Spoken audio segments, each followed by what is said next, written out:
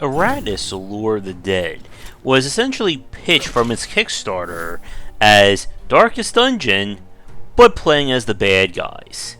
And getting the voice actor of Caleb from Blood kind of helps cement this game to be something different. And after going through early access, numerous balance patches, and revisions, the game officially hit 1.0 earlier this year.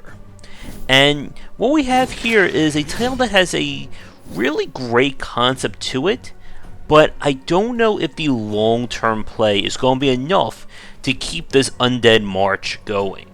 Our story is that we play as the necromancer Iratus, who after being freed from a prison, I guess Power Ranger style, begins his campaign against humanity.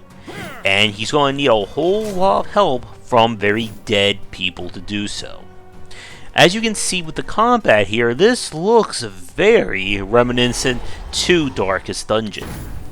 Each character class is essentially built around one or two different tactics, and damage is split between physical hits and stress damage. When you do enough damage stress-wise to an enemy, they may become insane or gain some kind of malady, or just like in Darkest Dungeon, they may rise above it and gain a major buff. When a character's stress meter or stress resistance hits 0, any additional stress damage could cause him to have a heart attack and die immediately. And as with a game of this kind, different enemies will have varying amounts of health or sanity, so you'll need to pick and choose how your party is set up.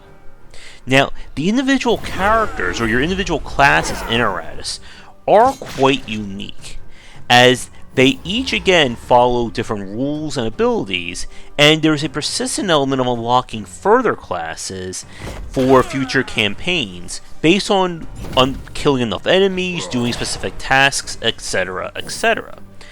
And like I said, the classes themselves each come with a variety of abilities. Everybody has different stats, and they also get access to one ultimate. That is the skill in the bottom right of those 6 icons you see on the bottom left hand corner of the screen. When your Fury meter, which raises up by taking and dealing damage, hits enough, gets to the right threshold, you can use that character's ultimate. And the ultimate again can do something unique, could be a super buff, super damage, etc., etc. And you also have your own spells. That's the second grouping on the right hand side of the screen. And those spells will cost mana, which can be reclaimed by using specific actions, characters, and events. There are 2 tiers of persistence in Iratus. You first have your home base here, that can be expanded on by essentially sacrificing units to work here, along with additional resources you'll gain from beating levels or beating encounters. And these facilities can be used to either gain additional resources, boost or heal your units, and is a major part of kind of the long-term viability. The other aspect is enhancing your skill tree, as you can see right here. And you can raise things up in different categories, including getting better parts to construct stronger minions, spells that can do either more damage or more sanity draining, passives that can boost your units based on specific conditions, and again, so on and so on.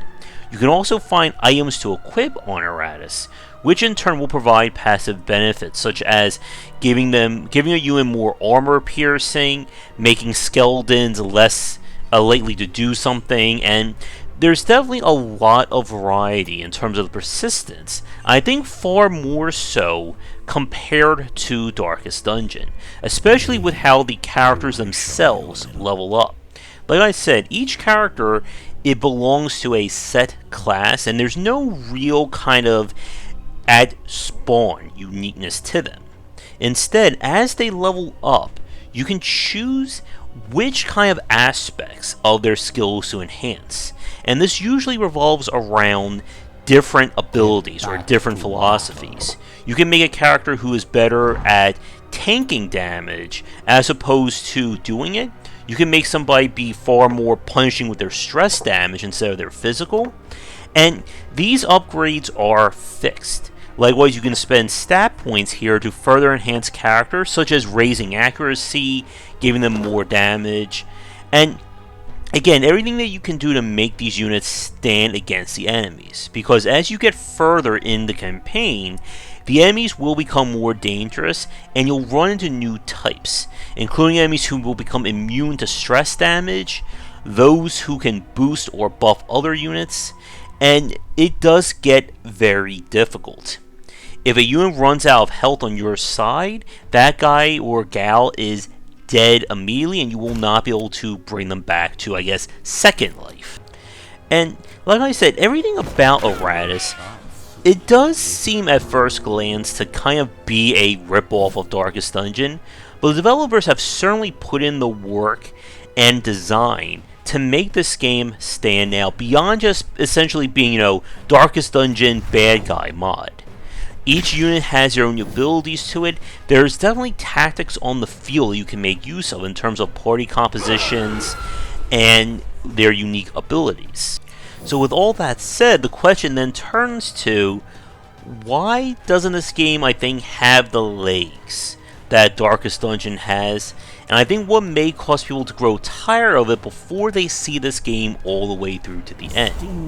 And we're going to talk about that next, but first, a quick break. And now for a quick shout out to our current Game Wisdom supporters and sponsors. Going forward, all Patreon supporters will get early access to our videos. And if you'd like to continue this discussion on game design, be sure to check out our Discord channel, linked down below. If you're looking for more wisdom about game design, be sure to check out my latest offering of books, 20 Essential Games to Study, aimed for first-time developers and students looking for some inspiration for their upcoming games, and Game Design Deep Dive Platformers if you're interested in anything regarding 2D and 3D platforming design. They're both available in print, digital, and wherever books are being sold. Iratus has certainly come a long way since its initial release on Early Access, and I have to say the changes and refinements developers did through that period have definitely shown and helped the game. But with that said, there are still some long-standing issues that I feel hurt this game.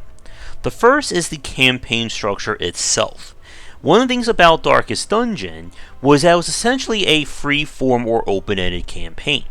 Progress was measured by completing major milestones, killing the bosses, moving forward with getting to the Darkest Dungeon itself.